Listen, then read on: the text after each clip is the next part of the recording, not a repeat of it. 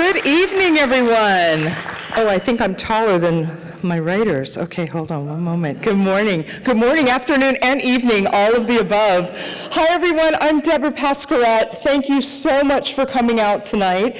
I'm the Director of Creative Aging Programs here at the Wallis, and I am so excited to have our first live stage story show since 2019. So let's have a hand for being back in person, which is just incredible.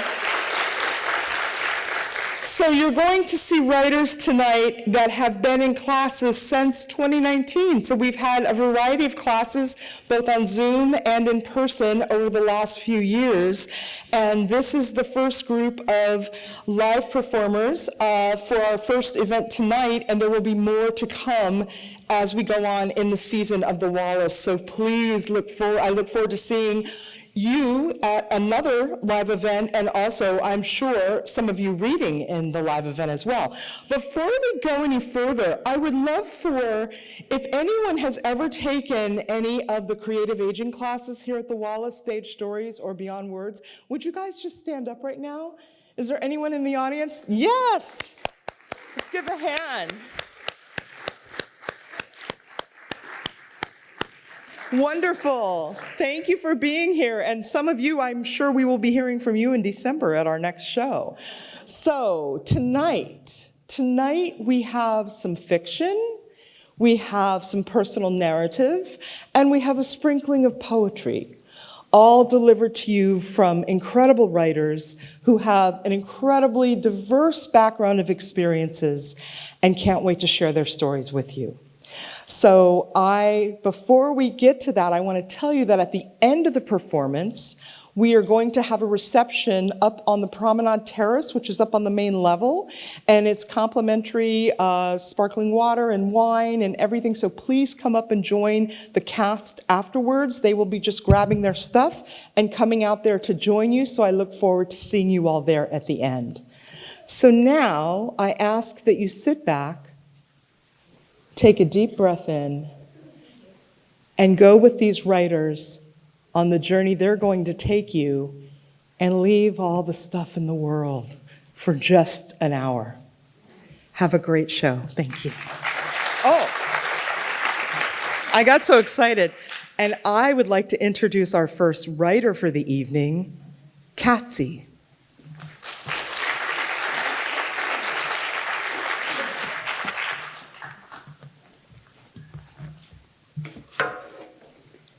Hi, everybody. My name is Katsy, and I'm going to take you a little journey of a special place I visited.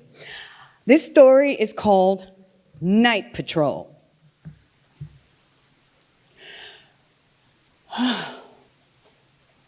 Eyes shut, stars brightened by Klieg moonlight, tap and run like a child's game of hide and seek on my eyelids.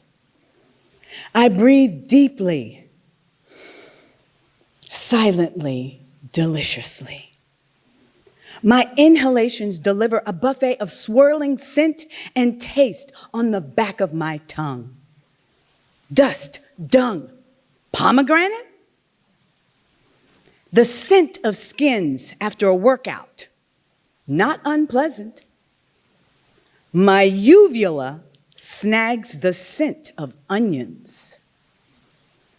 The caravan is full of resting heartbeats, yet I am awake. Murmured braying announces kindred souls. Swaddled by Mother Nature, they too have not yet succumbed to Earth's night lullaby. I think back to my friend Celia's social media post inviting one and all to join her on a camel riding adventure across the Sahara. Well, I made it. The only one who took her offer. Earlier this evening, our motley crew, bellies full, trekked out of camp in darkness to sit on toasty dunes. A warm, soft breeze kisses my shoulders, my face, and arms. I hug my knees close, burrowing my bare feet, and they are rewarded with cool dampness beneath these dark golden sands. A distant howl is answered by another.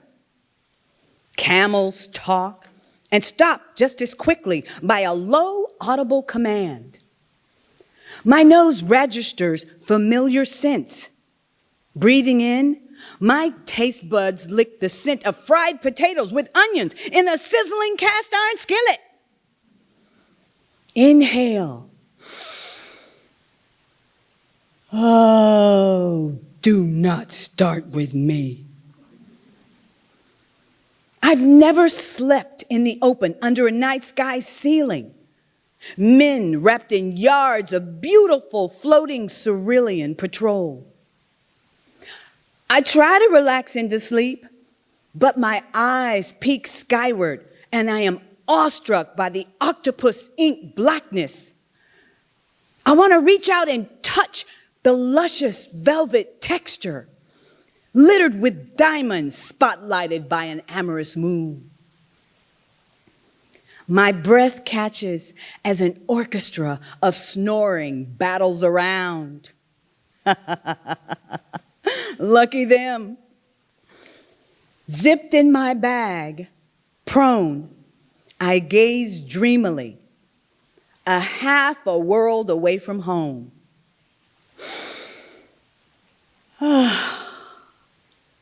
Smiling at Mr. Moon's departure as Miss Dawn unfurls her morning palette tendrils. Camels baying announce the slate of another day. Thank you.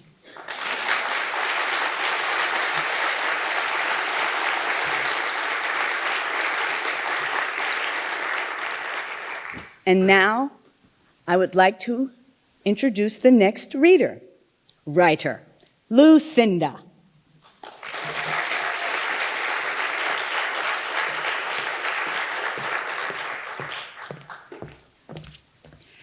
Good evening, and thank you all for coming out tonight.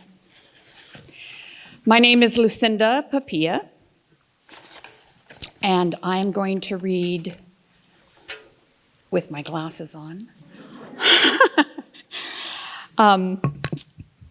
a poem called In Love with Redheaded Ladies.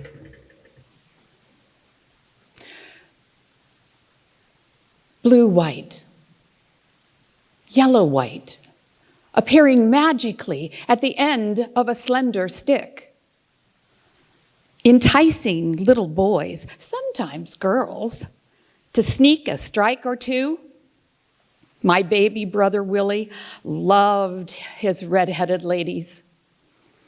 He secretly collected them one by one from the mantel to a hidden place, unbeknownst to anyone in our house. Till one day, he had collected them all. They kept hidden in their tiny matchbox car boxes, all waiting for the right moment. Dreamily, he thought of the red-headed ladies whose hair would turn to blue-white, yellow-white, appearing magically. His favorite striking ground behind the shed in the backyard, unseen, unheard, until Mama would call out for him for lunch or dinner or bedtime. The flames were hypnotic, mesmerizing. The moments were fleeting, evanescent, leaving Willie wanting blue-white, yellow-white, now disappearing magically in a crowded wastebasket, burning brighter than ever. The red-headed ladies lit up the curtains in the den. With my help, Mama is quick to react. Now there was only smoke. and singed curtains dripping with water. No words spoken as my mother and my brother make their way into the kitchen. Mama sits him up on the formica table. And behind Mama's back, I catch Willie's eyes as if to say, "Oh, you are in trouble." I shrug, move my eyes back and forth, looking for some sort of sign of what is to come next. Laying a 300-count box of wooden matches next to him. Mama smiles into his eyes and says, "Willie, I had no idea you liked matches. I have a treat for you." Sliding open the box, she presented Willie with one redheaded lady. "You're going to get to strike some matches." Behind Mama's back, Willie catches my eye as if to say,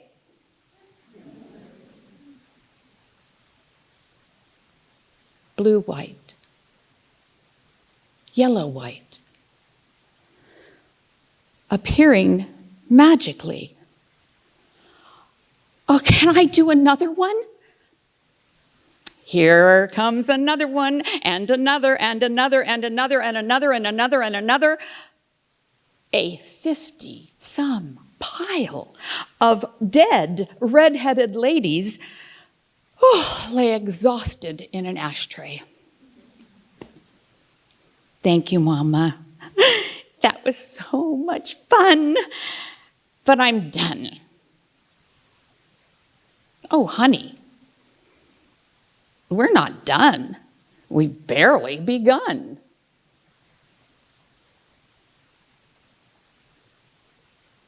Blue-white, yellow-white, blue-white, yellow-white, blue-white, yellow-white, blue-white, yellow-white.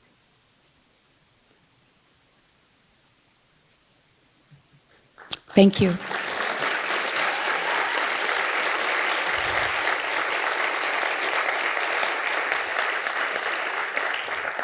It is now my pleasure to invite the next reader-writer to the stage, Leslie.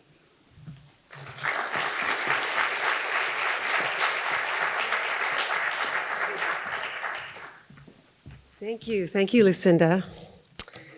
Good evening. My name is Leslie Kyle, and I'll be reading my story I call Easy to Be Hard.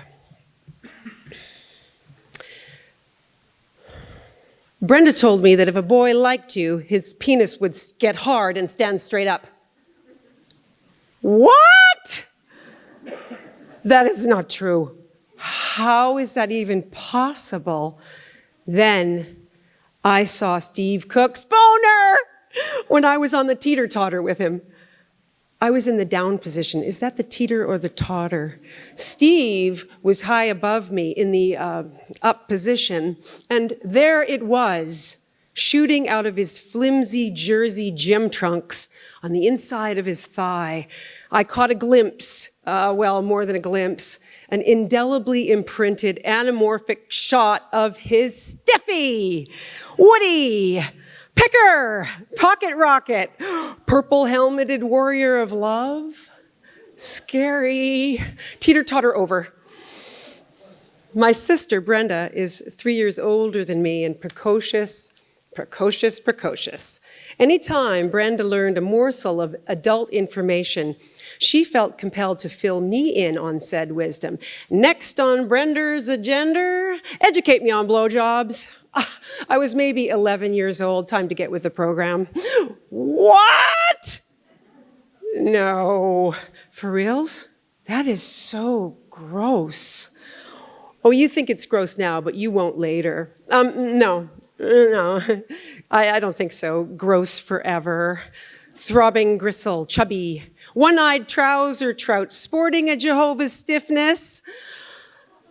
In the teenage rebellion years, Brenda actually asked our ever-so-proper mother if she had administered oral sex to our dad. Did not go over well, that line of questioning. Might have invoked the wooden spoon as punishment, or maybe the washing the mouth out with soap.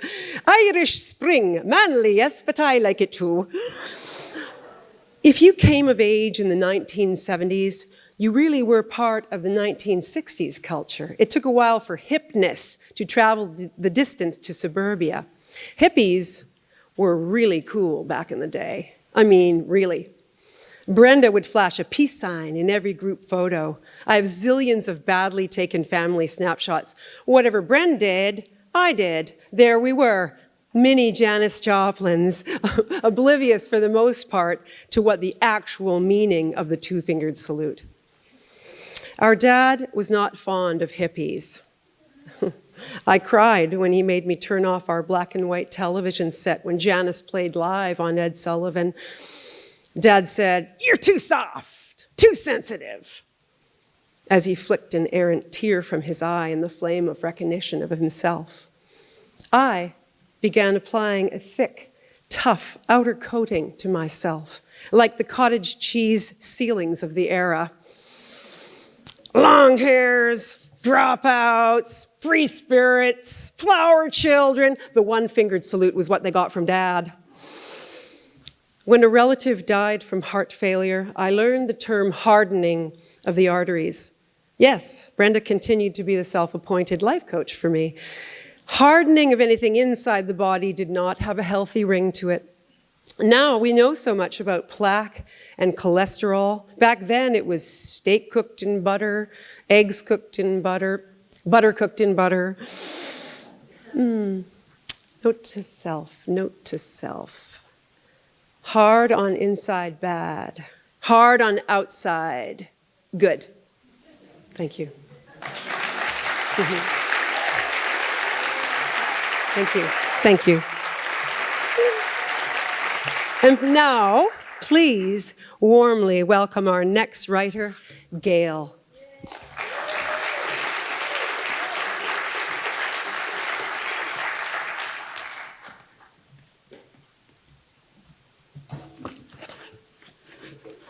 Hi, everyone. My name is Gail Gordon, and this is What I Meant to Say. So it's 7:30 a.m. on the first Monday of January, 1964. I'm driving down Ashland Avenue, and I suddenly have to pull over. Oh, I am in acute distress. I'm not sure what is happening. Am I going to vomit or explode? This voice in my head keeps repeating, I don't know what to do. I am a failure. I am so ill-prepared. How can I get married in June and be responsible? I have never been responsible. I am giving up my youth to do what you, Mother, said was acceptable. I am lost. Help me, please. I am afraid. On that terrible Monday morning, I'm on my way to my first day of teaching.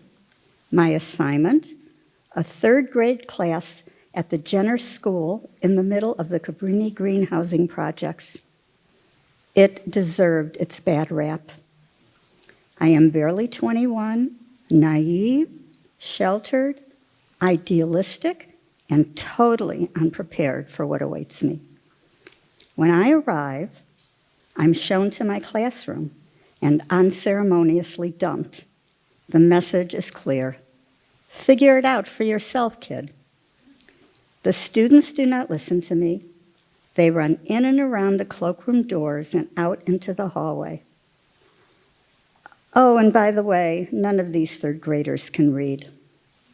The principal, rather than give me support and advice, keeps coming into the room yelling at me to control them. When I get home later, I tell my mother I'm going crazy and to call Dr. Gunther for a referral to a psychiatrist. Dr. Gunther says it must be the stomach flu. No, not so, I insist. I start seeing the psychiatrist who prescribes Librium and Seconal. I am afraid they will work, and then where will I be? Taking pills for the rest of my life? When I mention a dream about tomato soup, he tells me I am sexually repressed. I come home every night from school sobbing. Of course, I never tell my parents how bad it is. We never talk about anything. Several months pass. One day, the psychiatrist, the one with the tomato soup, tells me I have a choice. I do not need to stay in this situation. I'm stunned. I never knew I had options. I'm indoctrinated into believing I have to follow the path my family chose for me. I come home and at the dinner table yell, I am not going back. I am not going back. I scream.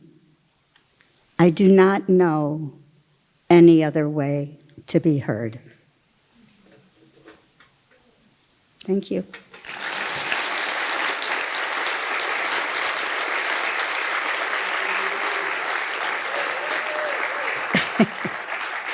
And now I am excited to introduce our next writer, Helene.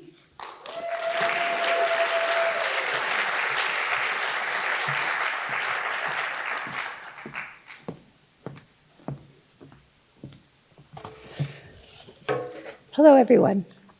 My name is Helene Cipher.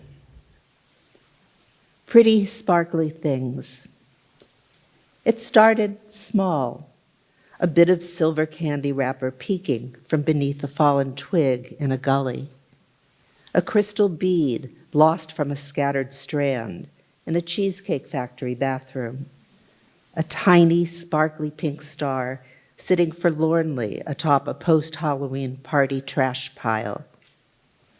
Lena wasn't sure why she started collecting the detritus she thought of as fairy dust, but soon enough she had dozens of shoeboxes filled with pretty sparkly things, lining a couple of shelves in her walk-in closet.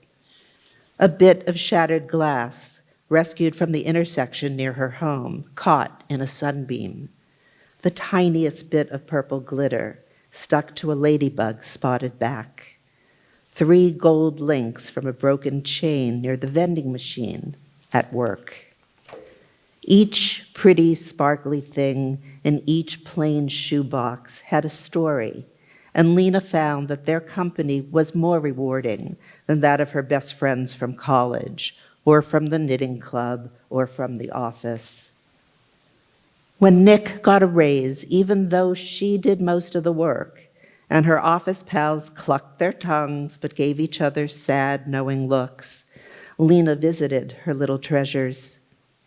When her manuscript was rejected by 14 publishers, and her college chums listed all their classmates who had published really awful, badly written novels, as if somehow that implied that her book was obviously too good to be published, too good to become a bestseller like her freshman year roommates, Lena ran straight home and slammed herself into her closet and took out every single item from box number 8 and talked to it.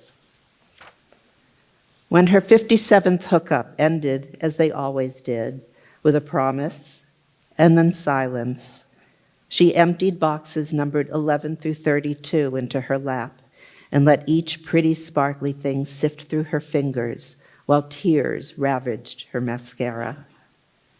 Over time, as she collected more and more fairy dust in ever more shoeboxes, she started removing non-essentials from the hangers and shelves. First, she moved the cartons of college papers and books into the garage.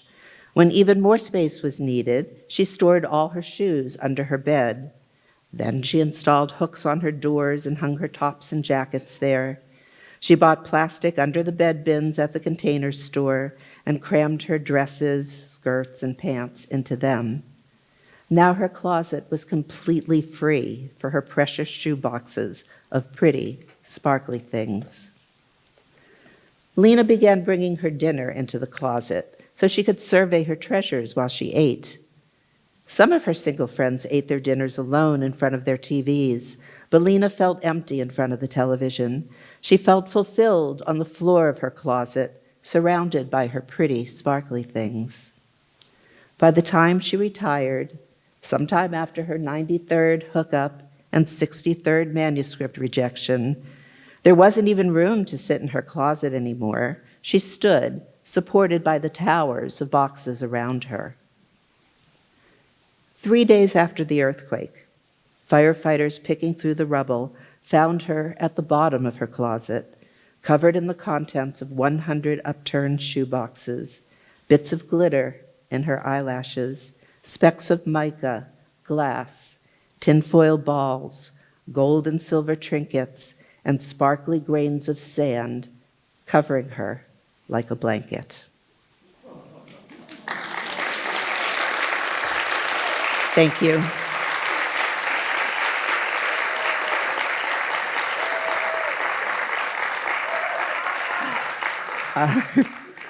Now I'd like to welcome to the stage Sidel.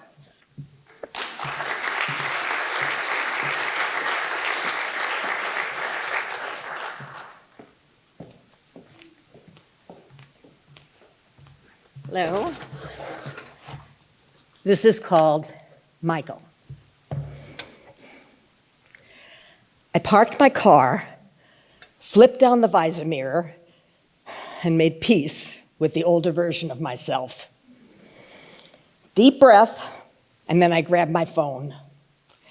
I just parked, I texted. I'm here, he wrote back. Oh, good, I wasn't the first to arrive. I'm wearing black with a black and white scarf, I wrote. I'm naked, he shot back. It figures, I retorted, enjoying the banter. So with studied confidence, I walked towards the restaurant. And then I saw him, a handsome man with a full head of thick silver hair.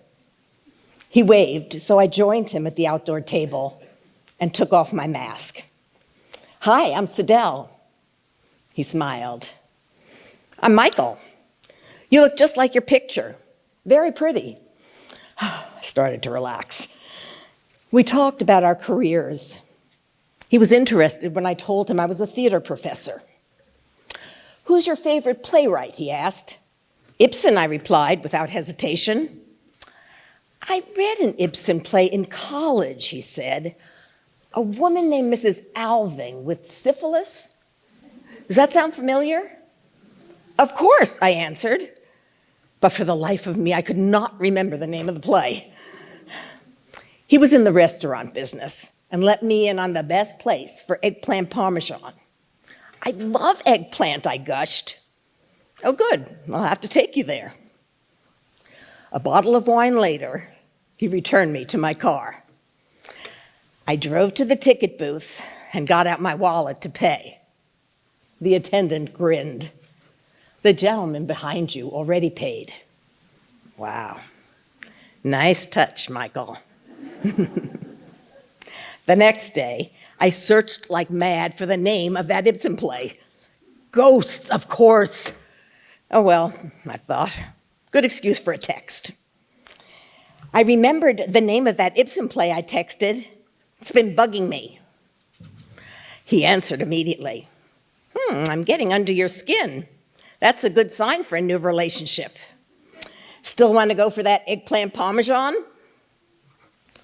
Our second date, he brought eggplant parmesan to my backyard. He was charming and funny.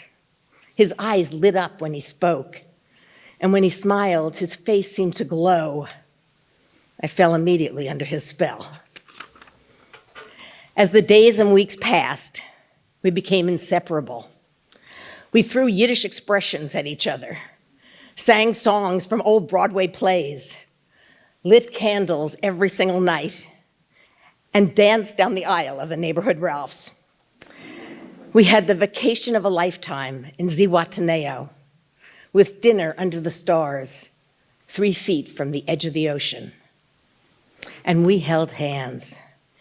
We held hands at night, and we held hands the day that we got the diagnosis, esophageal cancer. Caring for Michael became my mission in life, and I embraced it. When he was hurting, I held him close and gave him love, and he returned that love in spades when he was healthy, but even when he was too sick to speak. We all want things to last forever, but when you get to be my age, you realize that nothing really does, and that's okay. I had almost 2 years with this delicious, exuberant man. How could I ever be sorry for that? Rest well, Michael, and thank you for coming into my life.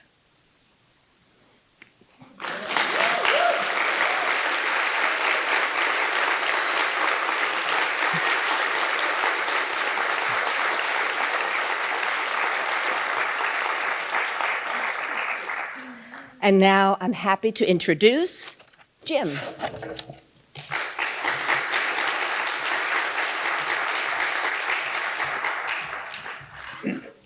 Good evening. My name is Jim Pentecost, and the title of my piece is Afraid. Tick, tick, tick, tick. It's getting closer. 20 minutes to go. Tick, tick, tick, tick. I look around.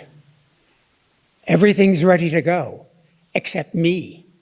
The handouts in 3 neat piles on my desk. My name printed on the whiteboard in big red letters. Tick, tick, tick, tick. My heart beating faster than the clock. Why am I so nervous? Why? Whatever possessed me to think that I could do this? I'm 55 years old, for Christ's sake. 55.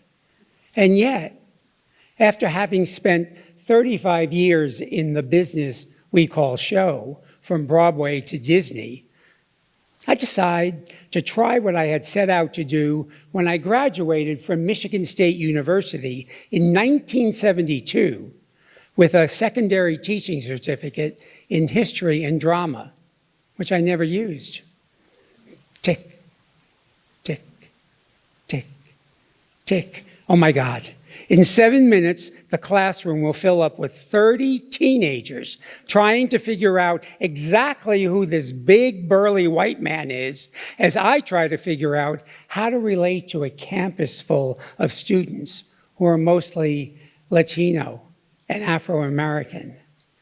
Talk about a fish out of water, more like a whale out of water. I mean, this class will not look like Sister Rose Eileen's class from my school days. Have you ever noticed teenagers can be scary? You know, full of hormones, full of quirks, full of themselves? I remember the first time I visited the campus.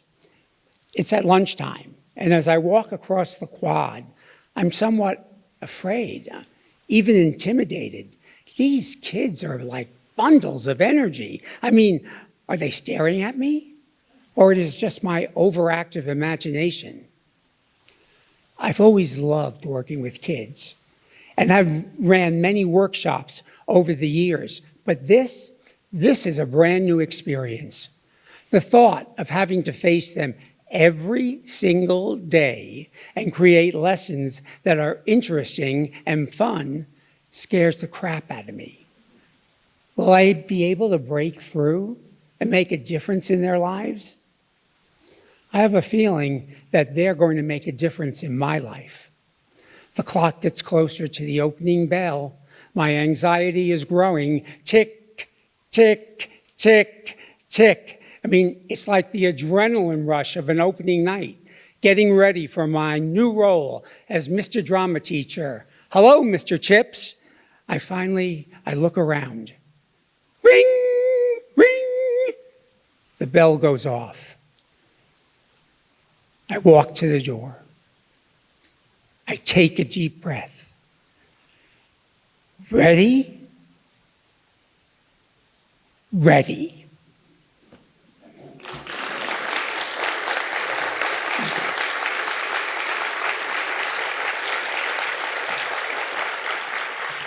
And now I would like to introduce our next writer, Camille.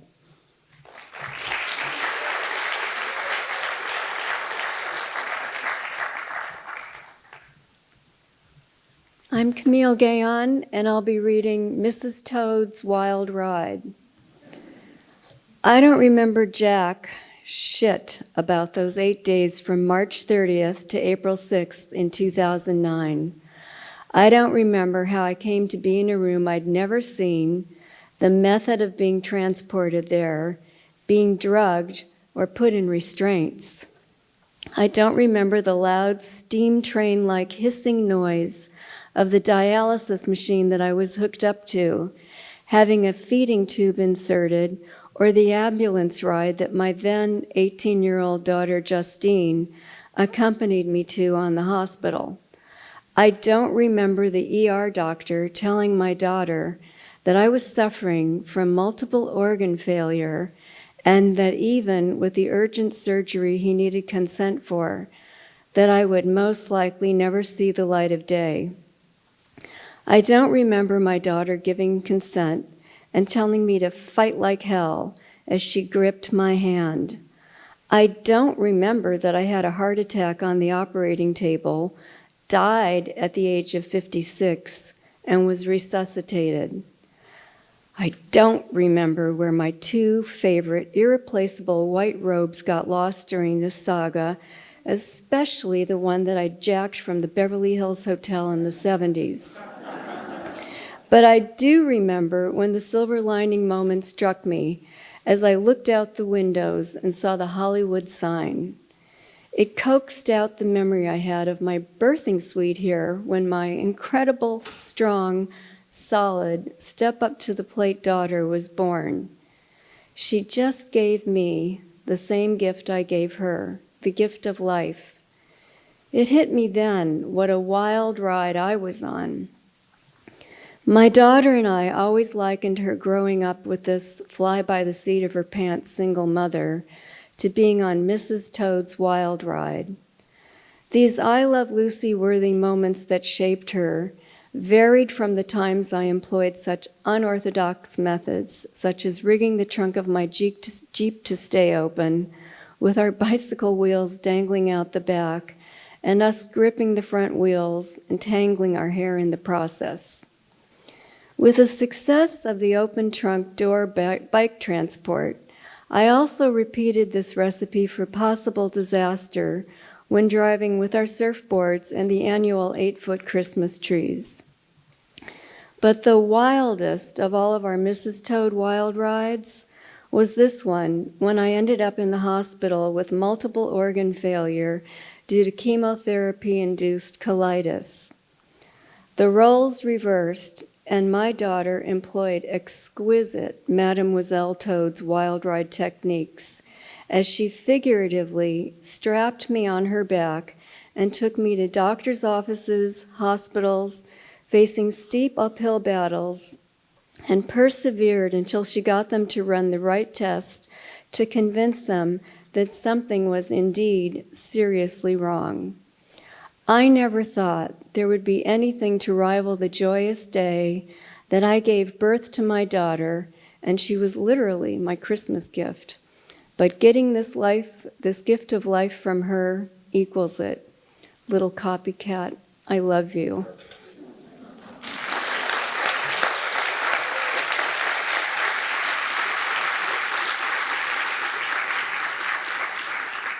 Now I'd like to introduce Rosalie.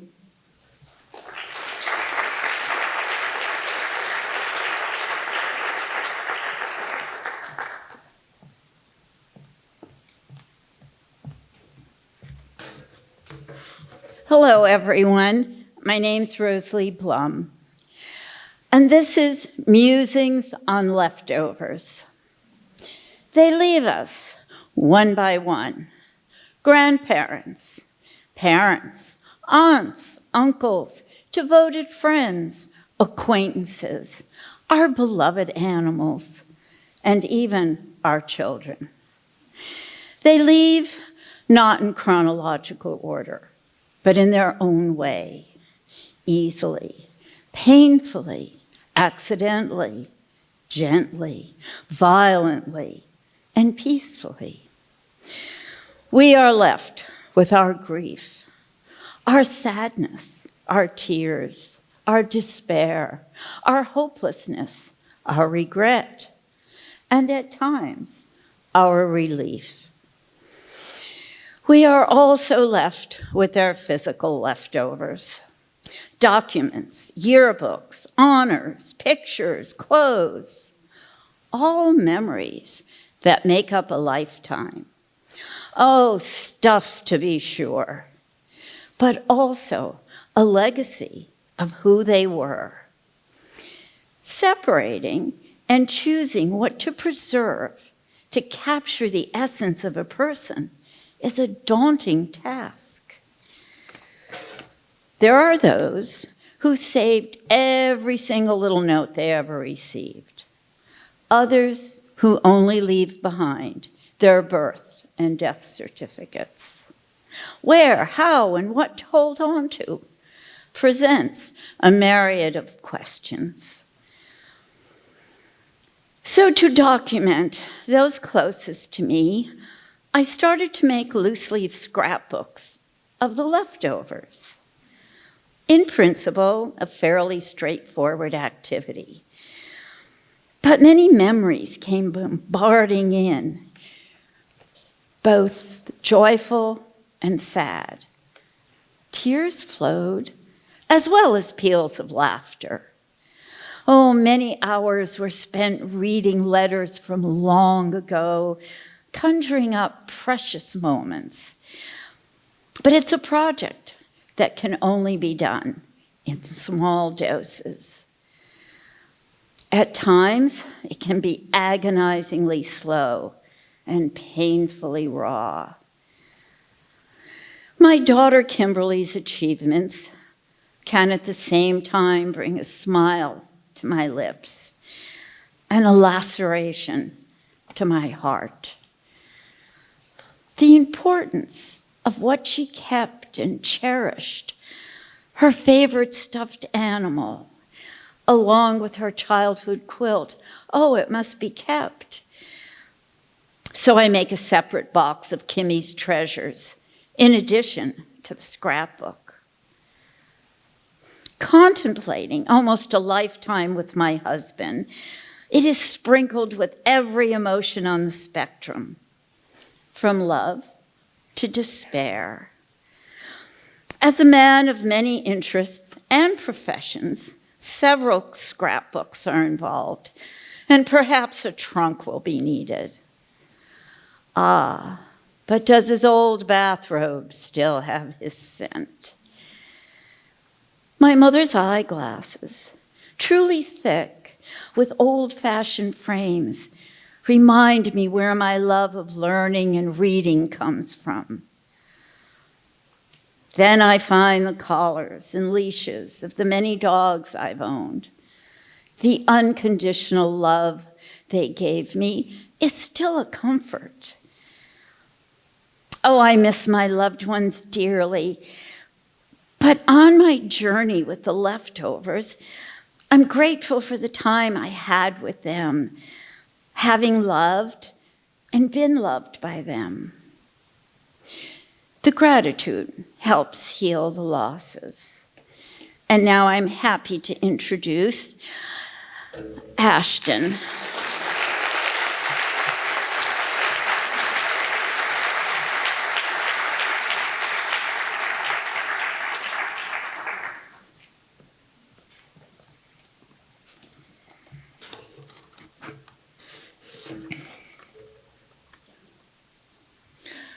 I'm Ashton Cynthia Clark, and this story is The Lady in Red.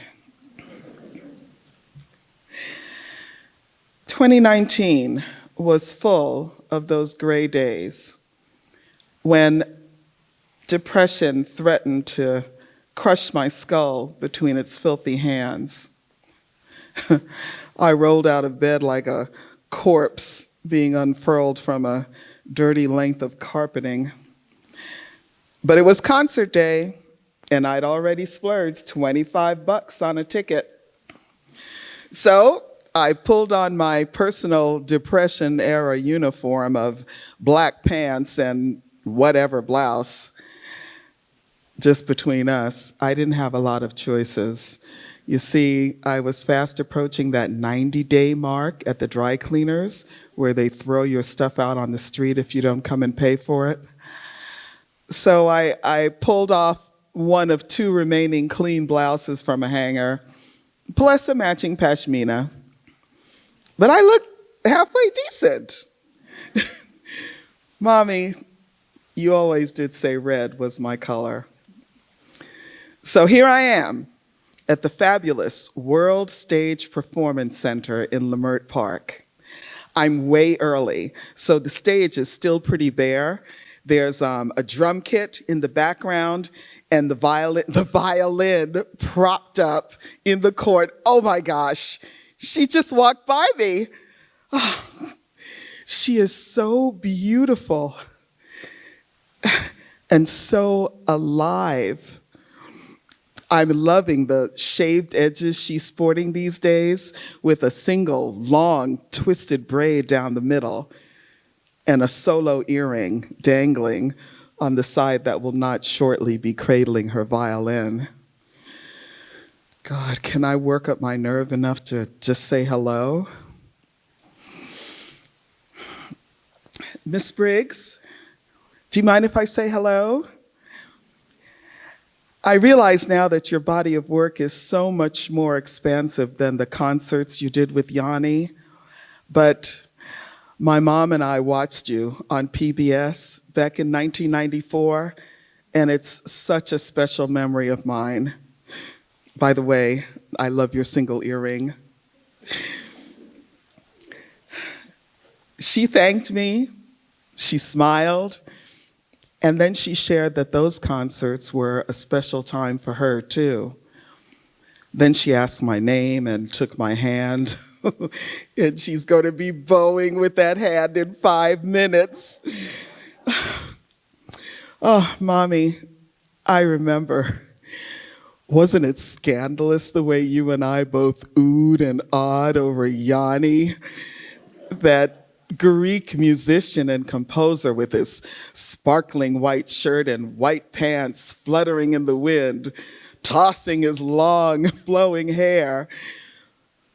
But then the camera found that lady, a black woman like us, in this blazing red dress and a red head wrap.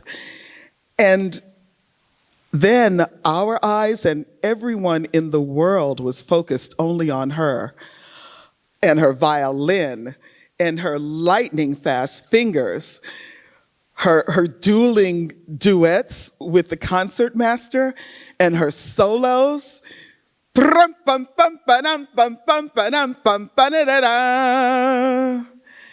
Miss Karen Briggs, the lady in red.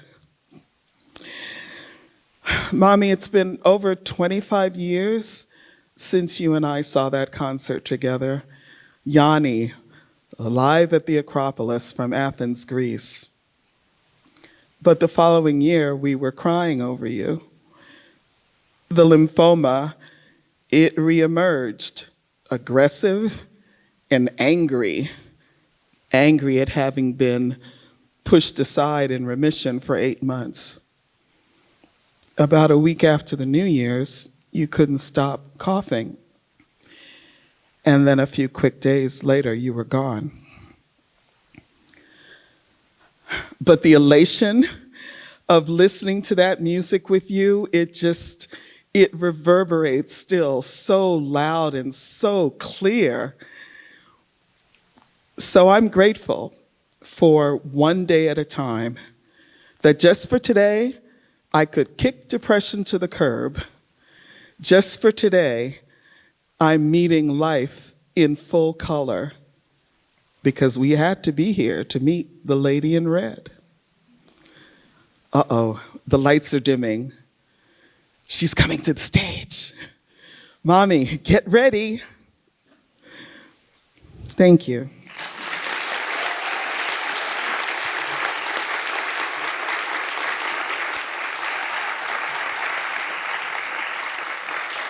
And now, please allow me to introduce another of my sister writers, Marjorie.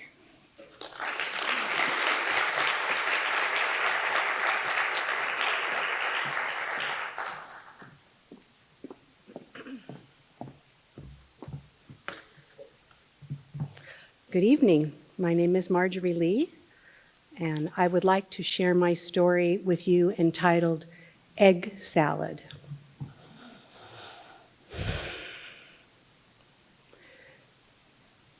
David makes egg salad to ease his work frustrations. It's his meditative ritual. Carefully, he peels the shell from the hard-boiled eggs.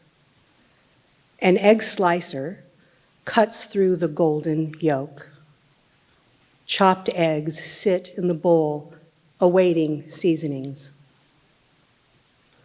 We enjoy eating sloppy egg salad together. Home and I are safe spaces for him. I reap the benefits, and he feels relief from a stressful day. As I taste the egg salad sandwich David makes me, I'm taken to memories of my daddy. My work phone rings, and I smell the Old Spice when I hear his voice. Hi, honey. Are you free for lunch? Yes. My excitement sounds like I am a little girl. Can we go somewhere and picnic outdoors? The office clock is a snail. Finally, noon arrives. Old tennies replace my heels. Scented green grass tickles my nose as I walk along the pavement encircling Cloverfield Park. Puffy clouds dot the crisp sky. Daddy is sitting at a park table.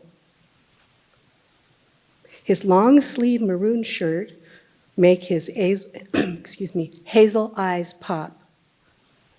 Waiting for me at the park table are homemade, overstuffed egg salad sandwiches and succulent green pears. Something is on his mind as our conversation turns serious early on. Doesn't David want to get married, he asks? My eyes become watery with tears. I didn't mean to make you cry, Daddy says, as his hand takes a hold of mine, concern written on his face. Daddy, I'm okay with crying if you are. Any question you have, I will answer. His sweet eyes nod. Using my napkin covered in pear juice, I wipe my face. As our conversation draws to a close, I assure him I have limits and I will protect myself.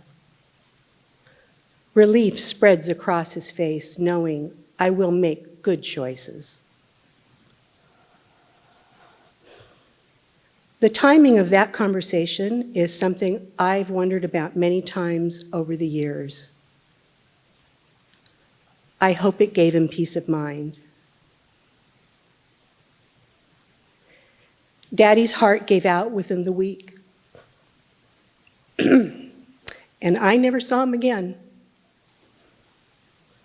Egg salad has filled me with many memories throughout my lifetime.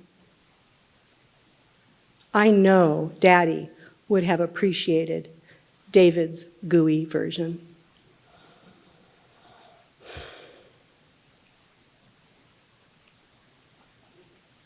Thank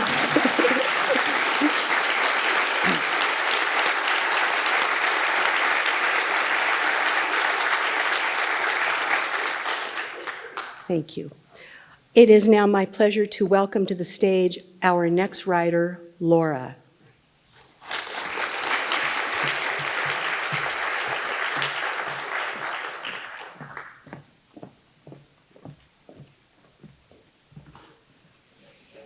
Hello, I'm Laura Fody-Cohen, and this is the Viking Mural. Parents' Night is coming to primary day school. The classroom will look the same, but I think it will feel different. I think it will feel maybe a little spooky and scary because the windows will be black. The parents aren't coming to learn about clocks and Vikings and vowel sounds. They are coming to learn about their children. They want to know, what do we do when they can't see us? For Parents' Night, we are making a mural of Leif Erikson and the Vikings crossing the North Atlantic Ocean to discover the New World and learn about potatoes. The Vikings wear hats with animal horns on them. We all have a part of the mural to draw. The good artists get to draw the Vikings and the boats. I get to draw the water. I know it's not as important as what the good artists are drawing, but I will do a good job. Everyone in the class works on their part of the mural 2 by 2. We have to stand on the wooden chairs from the art table. When Debbie stands on tiptoes, I can see her underpants, so I don't look at her. I don't want to see her underpants. When it's my turn, Mrs. Jacobus shows me where to color the blue ocean water. I get up on a chair. My dress is brown plaid with a white collar, and I smooth it down to make it longer. I don't want anyone to see my underpants. I better not stand on my tiptoes. I draw big waves in the ocean. Happy smiles all together in a line between 2 Viking boats. I color the big waves with my blue crayon very carefully so I don't go outside the lines. Mommy and Daddy are coming and I want them to be proud. The paper crimples a little bit when the crayon moves on it, so I have to be careful. When I'm coloring my last wave, Mrs. Jacobus comes over. She grabs the crayon out of my hand. She has an angry face and an angry voice. She says, "Laura, there are no waves in the middle of the ocean. Waves are only on the shore. Look around. Do you see anyone else drawing waves? You have ruined the ocean for everyone." I look at the mural. The rest of the ocean is flat. My waves ruin the picture. They waste the work of the good artists. Mrs. Jacobus makes me sit down and look at a book while someone colors over my waves and flattens out my smiles. I can't see the words in the book because my eyes are fuzzy. I know everyone is mad because I spoiled the Parents' Night mural. They probably feel sorry for me because I am so dumb. I am the only one who didn't know the rule about the waves. Thank you.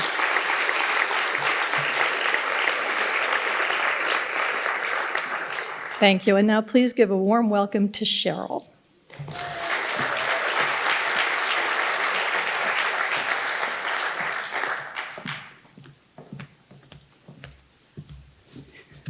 I want to say a special thank you to Debra and Victoria and the whole staff here at the Wallis and the fine programs that they have. My name is Cheryl Collin, and my piece is called Moving On.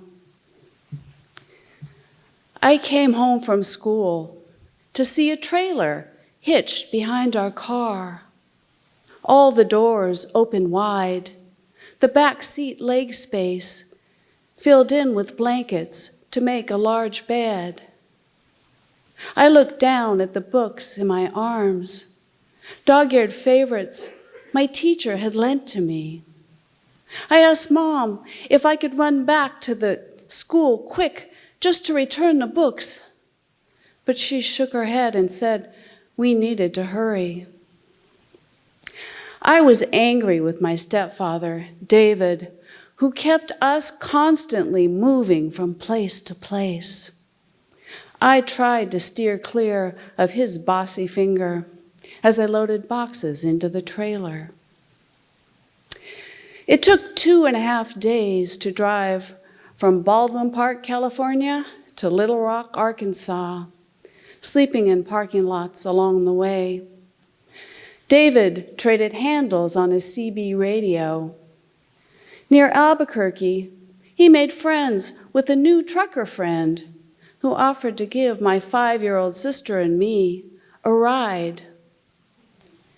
We met the bushy, bearded stranger in a smoke-filled diner.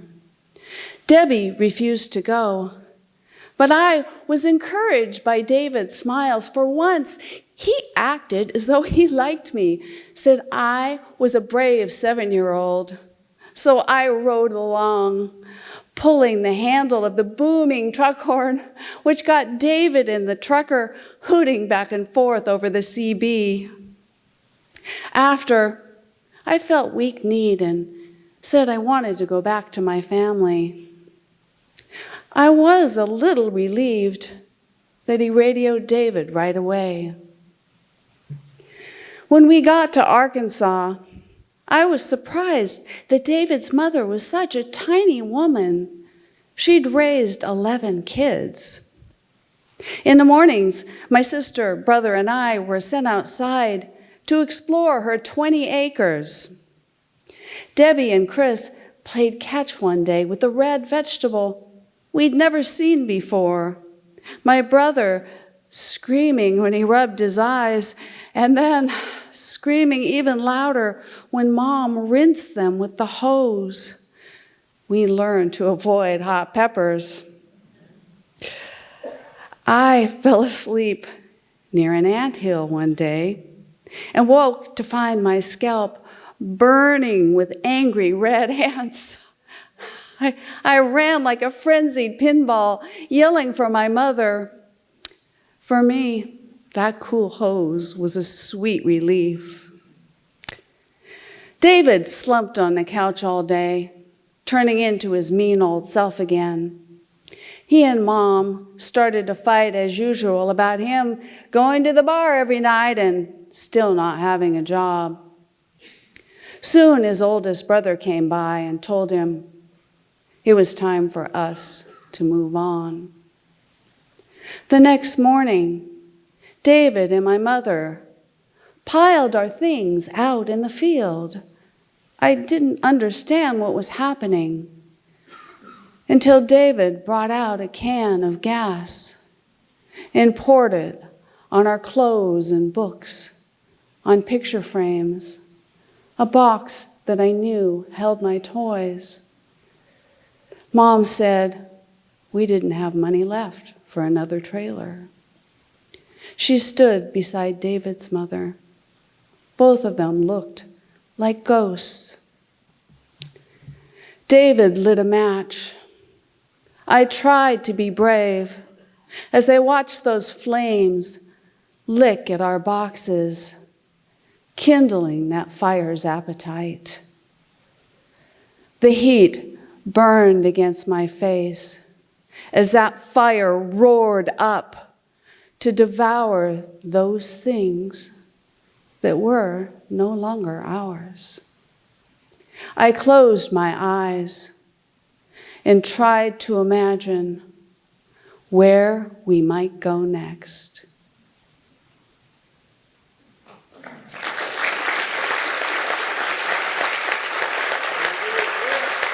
Thank you.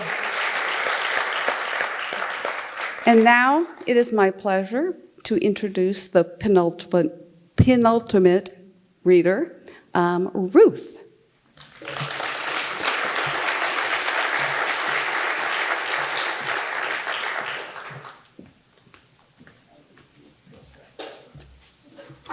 Good evening, everybody. And actually, before I start, I have to thank my daughter for bringing me these black pants. I don't know what I'd have looked on if I didn't have them. So thank you. I can't see you, but I'm really grateful. So I'm Ruth Belansky, and the title of my story is The Flowing Dress and the Fire Engine. I was born in South Africa, raised there and married with 2 children. The following event took place in East London, South Africa, December 1977. As a city councilwoman, I was socializing at a Christmas charity event at City Hall, wearing a full-length dress, cream-colored voile, empire style, imprinted with small blue flowers, skirts swishing and flowing and swirling around me gently as I walked. Meandering around the tables, I saw a gray China mouse with black whiskers, pink nose, large ears, and pink inside and gray on the back. I was collecting China mice. A server came by with glasses of wine. I took one, having previously already had at least 1 glass of wine, and feeling quite cheery and generous. I bought the mouse. While waiting for it to be wrapped, I looked through the glass windows, red and white flashing lights outside in the street, a fire engine. I gazed, mesmerized, at the lights.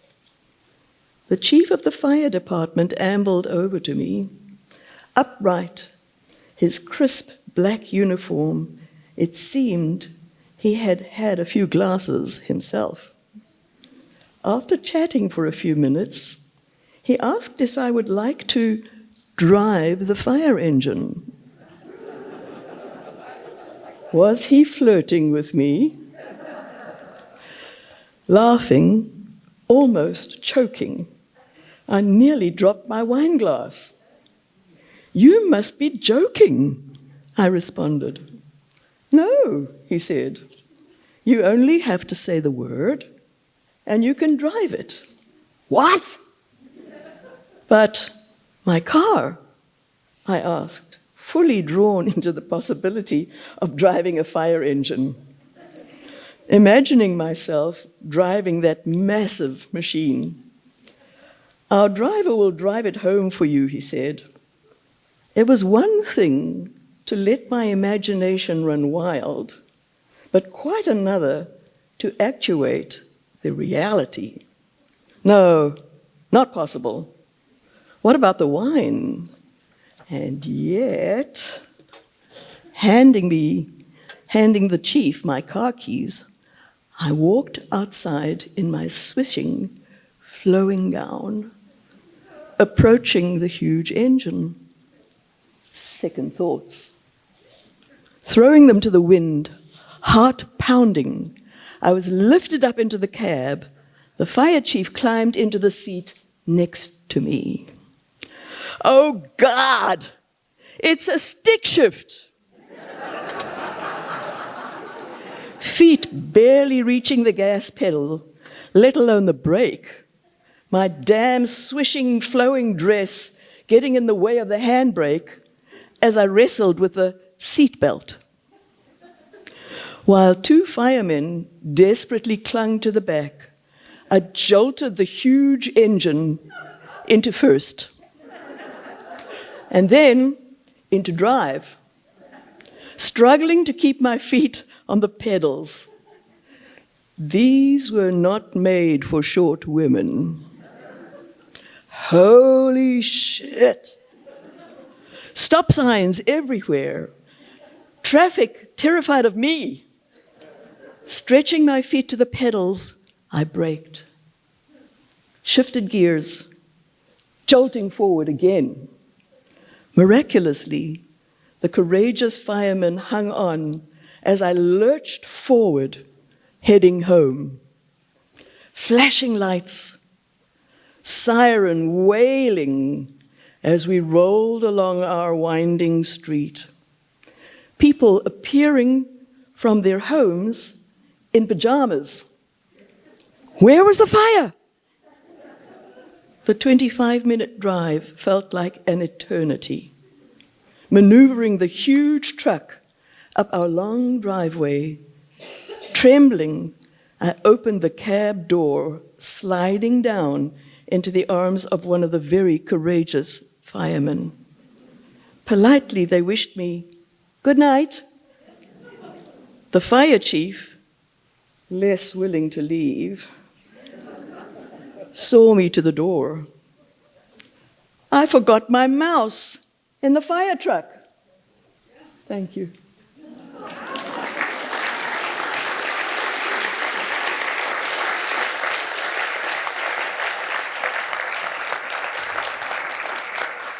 And you know, as a kind of South African American, I know that I can kind of speak a little American now.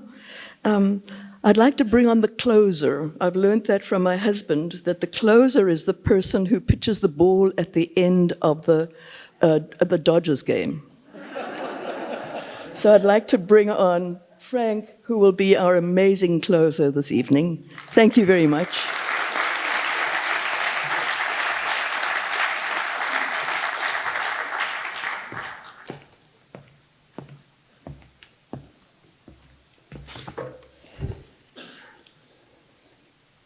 Good evening.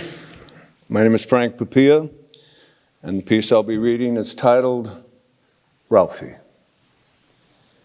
During World War II, Ralphie Fugazi had been stationed in southern Italy fighting the good fight against Il Duce's army. He was blown out of a foxhole twice and had the fingertips of his right hand shot off by what he half-jokingly referred to as could have been WAP relative. Ralphie was discharged and sent back to the States with a Purple Heart, shorter fingers, and a Dear John letter. The years after the war were no walk in the park. Job after job, one eviction after another, women who said they loved him and would stay around forever, but never did. Homelessness, and the alcohol and drugs that had become his escape routes. Ralphie ended up in the VA hospital after trying to put a damper on the pain by stepping in front of the number 24 express bus as it turned onto Valencia. When Ralphie had almost fully recovered from his failed attempt at permanent departure, a counselor came into his hospital room and sprinkled a little tidbit of good news on Ralphie's mostly dreary existence. As a vet, Ralphie was eligible for the Veterans Affordable Housing Program. Counselor made all the arrangements. After a week or so, Ralphie and all his limited belongings could be found in room 7 of the livable, but barely, Happy Trails Veterans Treatment and Housing Facility on 16th Street. Ralphie was familiar with the location because right around the corner was the Red Velvet Burlesque Theater, where he had spent many an evening wrapped in the blanket of fantasy and desire. Everything was going pretty okay until the withdrawal started to wreak havoc on Ralphie's already fragile psyche. He became verbally abusive and occasionally had to be restrained by the staff. Even before the attempts to remove the monkey that sat cemented on Ralphie's bag, it wouldn't be in the running for most congenial. One day, as Ralphie sat on his bed staring out the window at the one tree that was the only bit of landscaping adorning the grounds of the facility, there was a soft knock at his door. "Yeah, what the fuck do you want?" greeted the second round of knocks. "It's Miss Racco, the hospital psychologist. May I come in?" "Well, it ain't locked." Miss Racco entered the room and sat on the chair next to Ralphie's bed. The scent of the exotic had Ralphie turning away from the window. The red hair that caught the little bit of sunlight that entered his room, and her slight Eastern Bloc accent had captured Ralphie's awareness. "Hello, Ralphie. I'm Miss Racco." What's going on? How's the world treating you? It's a real shit show. Do you think that some of that shit show might be of your own making? You don't know nothing about me or what my life has been like. You're absolutely right. I don't. Why don't you tell me? And why don't you tell me what it is you want? What it is you really need to help you rip the darkness from your everyday. The silence that began to cover the space between them, there came a sound of gasping for air, stifled tears, and finally, the voice of a broken man who is trying to continue his well-known bravado, but falling so tragically short.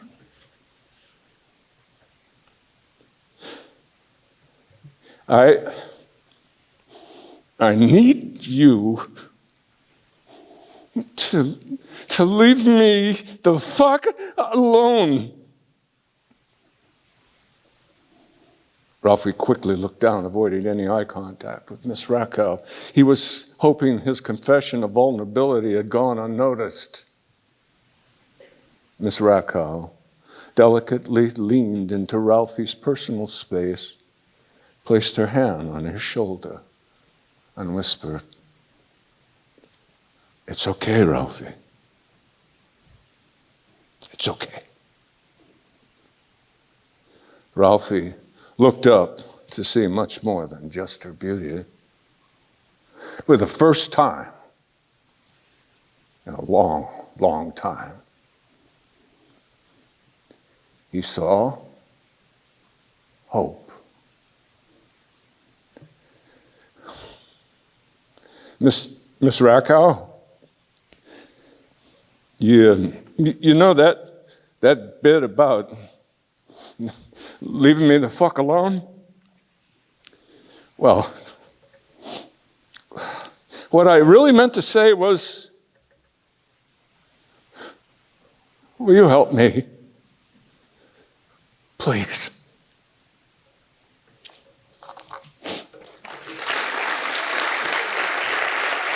Thank you.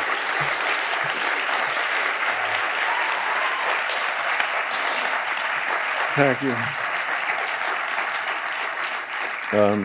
Thank you for joining us this evening. Will all the writers please come back on stage?